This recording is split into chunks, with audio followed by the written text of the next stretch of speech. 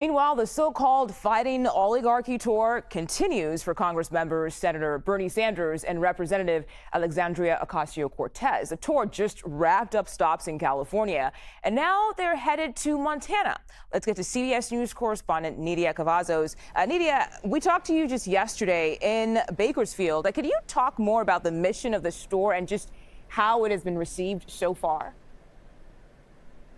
Yes, well, Senator Bernie Sanders and Representative Alexandria Ocasio-Cortez have embarked on this multi-state tour. They're fighting oligarchy tour, and their message here has been to encourage their supporters to fight back against the policies they say are coming from Washington, D.C., and to push back against the government they say is being run by billionaires, of course, referring to President Trump and Elon Musk, given the involvement that we've seen that Musk has had in the government since Trump took office in January. Now, they've been successful with their crowd sizes here, and they're also trying to send a message, given that these rallies are being held in Republican districts or districts that are being represented by Republicans in Congress. Yesterday, they had a rally in Bakersfield, for example, and this is a district that's being run by Representative David Valadao.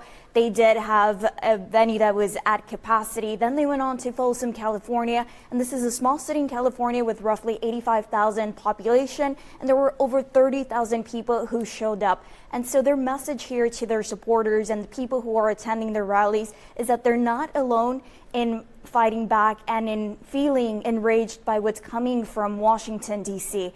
And now this also comes as we did have a chance to review the filings yesterday for AOC, and she managed to raise over $9.5 million in just 3 months, marking the first quarter and also setting a record for the best and her strongest quarter to date.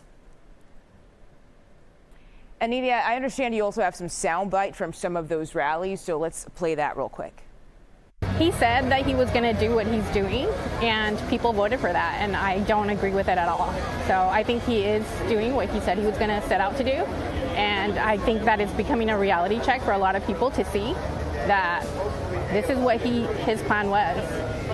The Democrats are saying they're lying and they're doing all this stuff, but they're doing everything that Obama said he was going to do, and he never did, like fighting fraud and all the monies. And then Pelosi in 1996, she was saying that we have to do the same thing, and because they have such a hatred for the man, Trump, it's all a bad thing now, and they're calling him all kinds of names.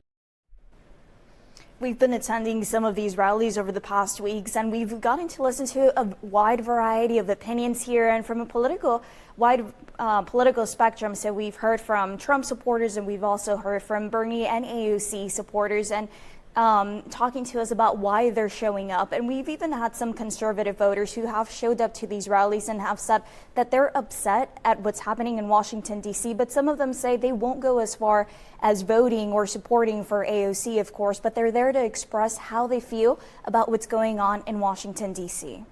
All right, Nidia Cavazos, thank you so much for your reporting.